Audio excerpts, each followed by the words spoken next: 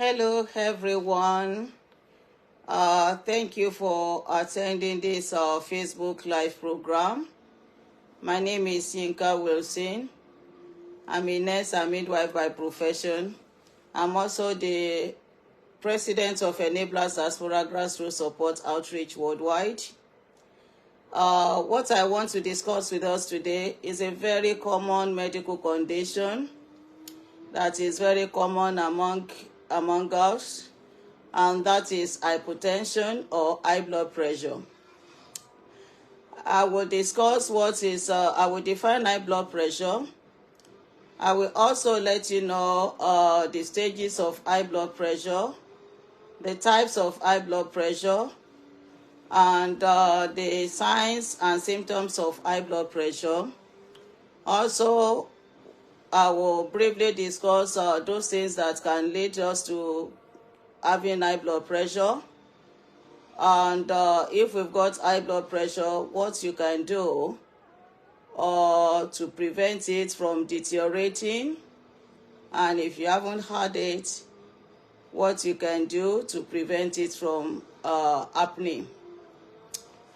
Like I said, high blood pressure is otherwise known as hypertension. And what is high blood pressure? High blood pressure is persistently raised arterial blood pressure. I repeat, high blood pressure is persistently raised arterial blood pressure. What do I mean by that? When the force of the blood pushing against the arterial wall, when it's very, very high, that is when we end up with high blood pressure. High blood pressure is very, very common, and it's otherwise at times it's known as a silent killer. Why do we target a silent killer? With high blood pressure, you might carry it for years without you knowing that you've got high blood pressure, and it's causing a damage in our system that is not known to us. And with high blood pressure, it gives no symptoms most often, unless it is very, very high and it's becoming severe. That is when you start having a few symptoms that I'm going to discuss in the next couple of minutes. And this brings us about the types of high blood pressure. We've got the primary high blood pressure. That is that one occurs in about 90% of people. And what happened in primary high blood pressure? This means it has no undefinable cause. We cannot say this is why we have it, this is the cause. Why the secondary one has got underlying cause, something like renal problem, that is kidney. When we say renal in medical, we mean kidney. And something like endocrine problem, maybe diabetes, or something like vascular disorder. So that is when we have, these are the types of high blood pressure. Then there are 3 stages of high blood pressure. There is stage 1, that is mild, stage 2, moderate, and stage 3, severe. In stage 1, that is when the blood pressure is, when blood pressure reading is about 140/90 to 159/99. That is still stage 1 of high blood pressure. The stage 2 reading of high blood pressure is when the blood pressure reading is 160/100, but is less than 180/120. 160/100, but is less than 180/120. 160 is the one up, and 100 is the one down. Systolic and diastolic. Right, so that is stage 2. And stage 3 is a very, very severe one. When you still carry stage 1 and stage 2 labors, you might not feel any symptoms, everything is fine, you are going on your normal daily businesses, but you don't know that there is something cooking inside us. So the stage 3 is the severe blood pressure, high blood pressure, and that is when you have 180 reading of 180 over 120 and above. That is what we know as severe high blood pressure. Remember I said that the high blood pressure that we call this hypertension, normally they said it's a silent killer.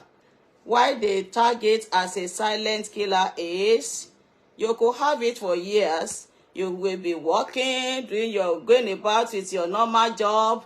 You won't feel anything for years. It's there and you won't have any symptoms. And it's something that will not notify you. It won't tell you that, oh, you have to get prepared. I'm coming today, or I'm striking today. I'm this and this. No, everything will seem normal. And you work normally. You do everything that you normally do on your daily basis.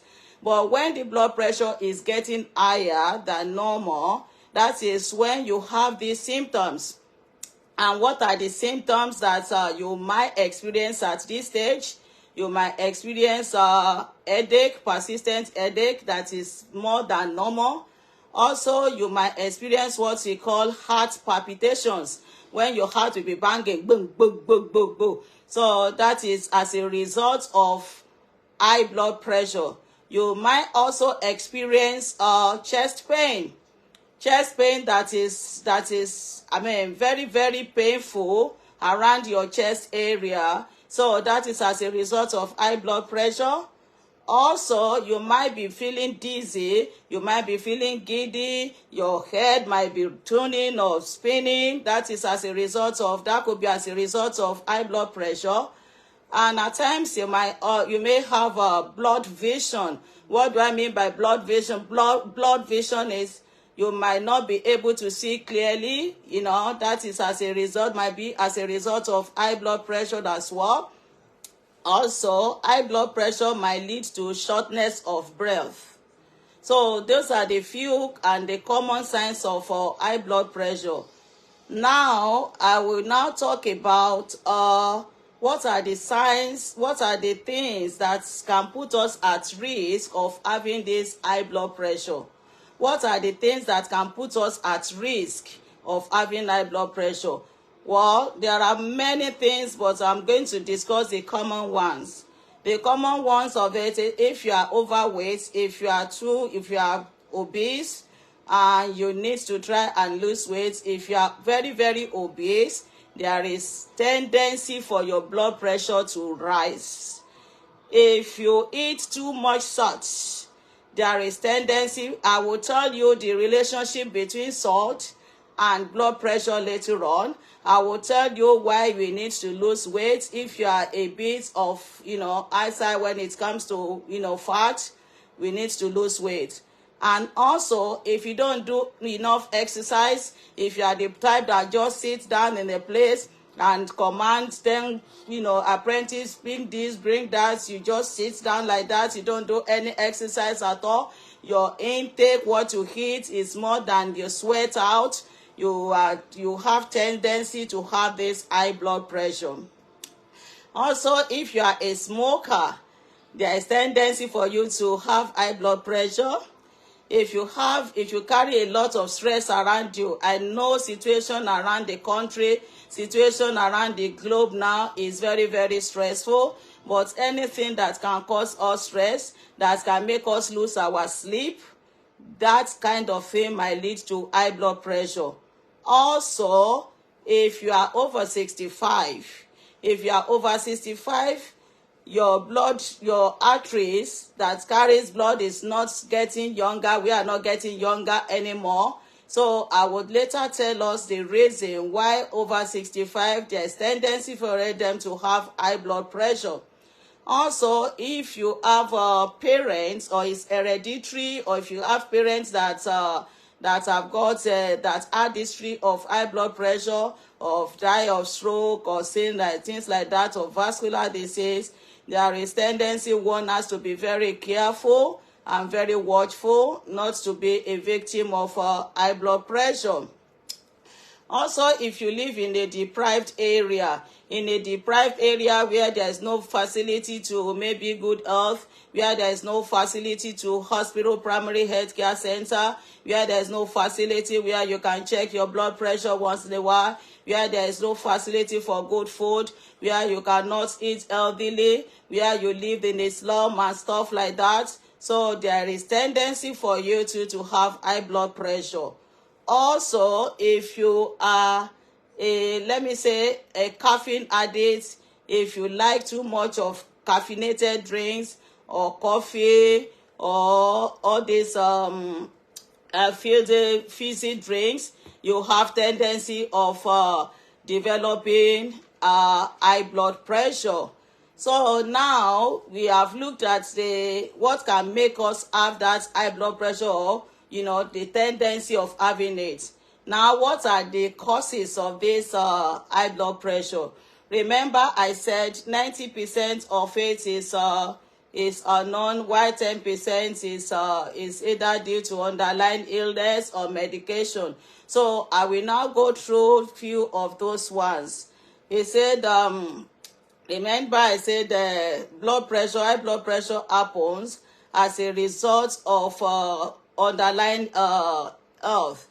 If there is underlying health condition, if you have underlying health condition like diabetes now, like kidney problem, like what we know as sleep apnea, and something that is known as which there is a damage to tiny filter that is inside our kidney.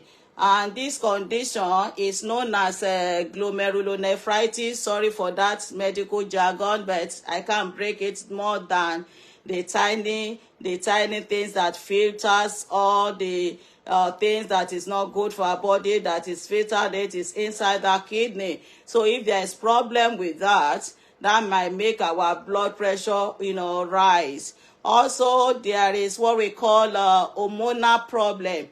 Hormones in the body.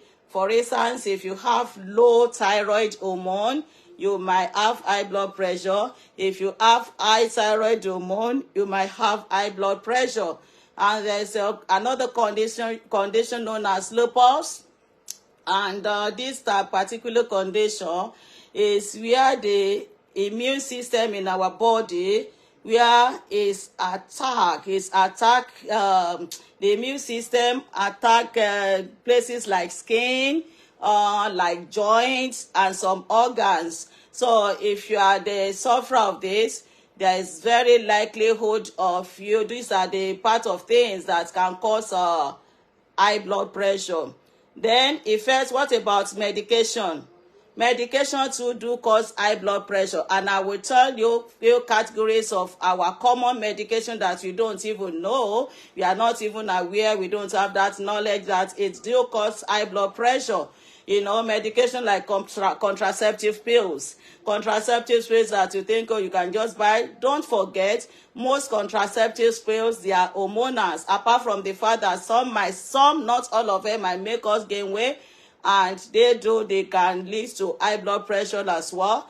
And also the category of some medication that is called steroids, they might lead to high blood pressure, and some antidepressants too that might cause high blood pressure. And also IBA medication, or the herbal medication that mix this together with this 40% of alcohol here, 20 here, or the one that we normally use in Nigeria, alcohol, too much of alcohol in it, they can lead to high blood pressure as well. But if you are on a prescribed medication, even ordinary non-steroidal, there are a group of medications that we call non-steroidal anti-inflammatory medication. We may not know, but they do. If you use it too much, they might cause high blood pressure. But if you're on regular prescription on any of these medication, just make sure that you consult your physician or your doctor before you stop, because it might be too risky. Something like steroid now, you cannot just stop it carelessly just because you want to stop it. But there are times when you stop these ones, your blood pressure will come back to normal. But you need to seek medical help before you just stop it. And if you've already had blood pressure, I am begging you in the name of God, don't say, oh, I don't have symptoms, I can't be buying all this medication. No, here we classify it as chronic diseases, as chronic illness. If you have blood pressure and you are on medication, please and please make sure you stick to your medication. You don't just stop your medication carelessly like that. No, the thing is, like, if you think you stop because you don't have any symptoms. By the time it will strike now, it cannot strike with heart attack. You may end up with cardiovascular problem. You may end up with angina. You may end up with cardiac arrest as a result of high blood pressure that is not being treated. Also, you might end up with condition known as atherosclerosis. You might end up with a lot of dangerous things that comes up as a result of you deliberately stopping your high blood pressure simply because all the symptoms that you had before they place you on those tablets, you did not have it anymore, and you just feel within you that you can stop. No, please, without your physician, it is very, very dangerous. And I will now talk on prevention. If you have had it or you have not had it, what can we do to prevent it? If you have had it, what can you do to prevent it from getting worse? If you have not had it, what can you do to prevent you having it? Number one, healthy eating. What do I mean by healthy eating? Healthy eating is you eat something that is very nutritious. You eat in Africa, we are used to carbohydrates, too much of carbohydrates. You go on the greens, you eat more of greens, more of fruits, more of vegetables. You know, you don't say, oh, because I don't have money, it's only the rich people that can afford vegetable, it's only rich people that can afford fruits. No, it's good for our own body. You can afford fruits, at least minimum of 5 fruits a day. If you don't have money for up to 5 to consume up to 5, you can have 3. That is still something. It's better than nothing. Then another thing I want to discuss about is our salt intake. Our salt intake. Salt is a very bad factor when it comes to high blood pressure. And what does salt do? Salt retains fluid in our blood. And if those fluids gets retained in the blood, they tend to increase blood pressure. That is when you end up with swollen feet, swollen hand, your blood pressure will be high, and you'll be feeling thirsty. So by the time they measure the blood pressure at that time, that blood pressure will be high. So it is better for us to reduce our salt intake. Some of us are in the habit of, oh, after you've already had the prepared food, then you taste it and you say, oh, I'm sorry, can I have some salt and sprinkle salt on top of it? This is a very, very bad habit. Can we please stop it with immediate effect? We are allowed, medically, we are allowed to take like a teaspoonful, I mean teaspoonful, not tablespoonful, teaspoonful or less of salt per day. And if you don't take too much, if you don't take salt and say, oh, I want to completely cut off salt, we cannot completely cut it off. If you completely cut off salt, yeah, it's going to create another problem, what is medically known as hyponatremia. Hyponatremia is the condition where you have low salt in your blood. So that is another dangerous level. Not that you are not going to eat salt, but we have to reduce the intake. For instance, now we know in Africa we cook with a lot of sauce, we cook with Maggi. Maggi is full of salt. And there's another locust bean in Africa. Our locust bean is preserved with high amount of salt. If you want to eat the locust bean, please rinse salt first. Rinse it completely away and reduce the Maggi intake as well. There is no sense, there is no point putting Maggi and at the same time adding salt. We are not helping ourselves. So that is salt intake, because this salt will accumulate and you end up retaining water in your bloodstream, which is not good for us. So, and another thing apart from salt, I've talked about healthy eating. I've talked about fruits and vegetables. I've talked about reducing our salt intake. Also, we have to limit alcohol intake. Too much of alcohol, you may say, oh, after all, I've been drinking now for the past 20 years. Nothing is happening to me. Nothing has happened to me. My darling brothers and sisters, nothing may not happen to you now. You may not feel anything now, but later on, over time, that is when it will now start showing up and you end up with severe high blood pressure. And I said to us, as part of the thing that can make us have this high blood pressure is if you are overweight, you have to lose weight. Being overweight, what has it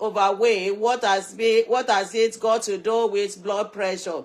If you are overweight, if you have heavy weight, your heart tends to work harder. And if your heart is working harder than normal, this one increases the blood pressure. And you have to be very, very active. What do I mean by very active? Some people, they are not active. They will just sit down from morning till night. They will glue their eyes on computer, glue their eyes on the television. By the time they glue their eyes on this thing, and that is we are sitting down and we are eating, we are sitting down, we are snacking, we are sitting down, we are eating biscuits, we are eating coconuts, we are eating chin-chin. Anything that passes must enter this mouth. So remember, what enters your mouth, you are not doing any exercise. What enters your mouth sits down with you as you are sitting. So we have to be active. We have to do exercise. And our exercise ranges from, even if it's ordinary 15 to 30 minutes in a day, it depends on how your body could tolerate it. If your body can tolerate more, that is fine. And you can start slowly with walking, with swimming, if you know how to swim, and even with dancing. Dancing is an exercise too. Put on that very good music that you like. Begin to dance. Sweat it out. Energy intake, and something must come out. And how will it come out? It must come out by doing this. And if we are going to places like, for instance, now you enter the bus or taxi, make sure you stop maybe 1 or 2 bus stops before, so that at least you can trek, you can walk to your destination, instead of you fighting the taxi driver. Oh, why don't you take me to my destination? Why don't you move me on a little bit? I want you to drop me in front of my office. You must drop me in front of my shop. Why? If you are not pregnant and you haven't got any load that you carry over your head, you don't have any reason why you cannot stop a bus stop before and trek. If you haven't got any mobility issue and you have to trek to your destination, by trekking, you are exercising. Instead of lift, use staircase more if your leg and your body could tolerate it. Also, if you are a smoker, listen to me, you've got to stop smoking. And what does smoking, what does it do to our blood pressure? The smoking will like constrict your arteries, If it constricts the arteries will become very, very, very narrow. If the artery is now narrow, it causes like increase in blood pressure, increase in that arterial wall, that is pushing the blood into your body. So when things like that happen, you end up with high blood pressure. And over the time, if the arteries get blocked, that can cause a very, very bad condition that is known as heart attack. Also, we have to reduce our stress level. I know globally, everybody is stress at work, stress at home, everywhere is stress, left, right, and center around us. But I tell you, do what you can afford. Do not go beyond your boundary. Somebody is doing this, I must do it by force. You are causing unnecessary stress to yourself. And the stress is not good for you. The stress is not good for your system. By having a stress, by getting a stress, by being stressed up, you are losing your sleep.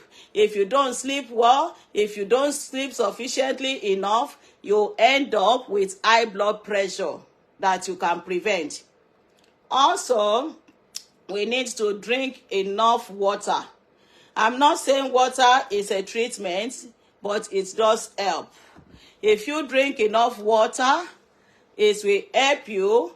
You will excrete more. And like I said, most especially for us in Africa, we take a lot of salt. Salt. It is a major contribution to high blood pressure and to heart disease. Remember, I said 1 teaspoonful or less is per day is allowed, not table, teaspoonful. And the habit of us, sprinkle salt on top of already prepared food, we have got to stop it. The habit of us using Maggi and salt together, we have to stop it. The habit of us that says, it's only this, I just want to take it, don't worry, it doesn't taste nice on me. You have to train your taste buds and reduce your salt intake. Not that you cut it off completely. Remember, I said something about hyponatremia, and that is when you have low blood in your blood system, low salts rather in your blood system. That is hyponatremia. That is another condition entirely that we don't want you to end up with. And smoking, remember I told you that smoking damages the blood vessel wall, and it makes your blood, it makes it more likely to clot and forces the heart to work harder, and we don't need that. And if you are over 65, there is tendency for you to have high blood pressure. Why does over 65, why do they have that tendency to have high blood pressure? Over 65, of course, over time, there is what we call structural changes, structural changes in the artery, the arterial walls, most especially the large arterial walls, they becomes like sticking and hard. And when it becomes sticking and hard like that, it increases the blood pressure, it increases the blood flow, and it might cause high blood pressure in the body.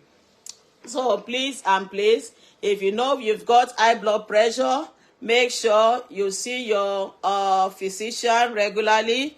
If you are on blood pressure tablets, don't just stop. It's known as chronic diseases here, because it's a lifelong condition. But we can stop it from getting out of hand. We can stop it from having a complication. Remember, part of the complication of high blood pressure is cardiovascular disease. Part of it is angina. Part of it is arteriosclerosis. Part of it is diabetics. They work hand in hand. Part of it is kidney failure. Part of it is blindness. Yes, high blood pressure, is associated with a lot of things. And there are many things that if you follow all the steps that I said, make sure if you are obese, make sure you lose weight, eat healthily, sleep well, enough of exercise, and don't eat too much oil when you cook. Most of us female, we eat too much oil, we put too much vegetable oil, in our food. And some people will cook like this. You will have to like part way with oil before you even get to where the stew is. This habit is completely wrong. It does not help us. It does not help our blood pressure. We don't need it. If you are over 40, please, for Christ's sake, eat less of red meat. Red meat is not too good. Red meat, instead of red meat, you can have goat meat. Red meat is not good for your heart. Instead of having consumed too much of meat, go for fish. You can go for salmon fish. You can go for mackerel fish. These ones are very good for the body, and you don't have to, like when you cook, most especially my people from Africa, when we cook and fry. We don't need it. We don't need it. It is not because of now. It is because of later on in life. It is because of our future. It's because you don't want to end up with stroke. It's because you don't want to end up with high blood pressure. Please, I'm begging you. And if you've got it, please make sure you stick to your medication. Don't say, because I don't have headache anymore, I don't feel dizzy anymore, I don't even think there's any sense in having these tablets or giving medication. No, you need to be assessed. You need to go to your clinic more frequently to have your blood pressure checked. You don't just sit at home and be your own doctor and diagnose yourself. No, it is totally wrong. Because in the end, what will come back to you will be multiplied, will be more severe than what you are experiencing now. And it might cause a permanent damage, which we don't want. So thank you very much. We are on Facebook, we are on Twitter, we are on Instagram, we are on Thread, we are on we've got our websites. Please do subscribe to all our platforms, where not only you will be informed of all things that we've got to do. Apart from this, health education is one aspect. Health promotion is one aspect of what Enabler has got in hand. We do community outreach as well. We give food to the less privileged. We give daily essentials, and also we do medical outreach. So if you subscribe to all our platform, you will be notified when there is any health education. When there is not only health education, we educate on many things. We've got different professionals in Enablers.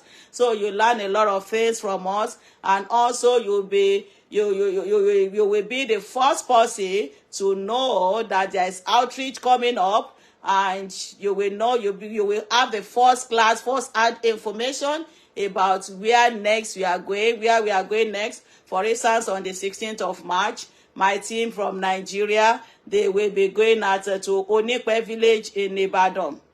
So Onipe village in Ibadan, we are going to give them foodstuffs like garri, beans, and shoe, indomies, clothes, and all sorts of things, that can make life comfortable for them. So you will meet us at Onipe at 10 o'clock on the 16th of March. And also, not only that, we Enablers Diaspora Grassroots Support Outreach will be live at Asafa Agege, Apapa Asafa Agege, Lagos State. So we'll be live for the 23rd of March. What are we doing there? We give a bit of health education. We see about over 500 children and adults. They give foods. We give food items. We give them clothing materials, and of everything that is givable, we give them. Also, I'm seizing this opportunity. Please, if you want to join us, if you have the hearts of giving to the less privileged, we see, poorest of the poor. From poorest of the poor, we see grassroots people. We go to villages. You don't have to be a nurse to join us in Enablers. You don't have to be a doctor. You don't have to be in any medical. We've got different professionals among us. So if you want to join us, you are free to join. Just post a message there, and they will direct you to any of the chapters. Also, we've got outreach coming in April as well. Yes, April 13, we've got outreach coming, and Alexandra in South Africa. So if you are in South Africa, Alexandra, 10 o'clock, April 13, make it a day with them. Yeah, they will give out food stuff as well, so less privilege. And I'm appealing to each and every one of you, please kindly donate and contribute. It is money that we use to see people. We don't have anyone that is bankrolling us. We depend on our sponsors, on our donors, and everyone. If you want to celebrate maybe memorials or your birthday or things like that, those call us. You can, if you contribute something, if you give us a donation on behalf of your parents, on behalf of yourself that you are celebrating, and you want us to take it to give the less privileged, we will gladly do that for you. Thank you very much for watching, for being live with me tonight, and I will see you next week when we will debate on another medical condition. Thank you very much. Till then, remain blessed. Thank you. Bye.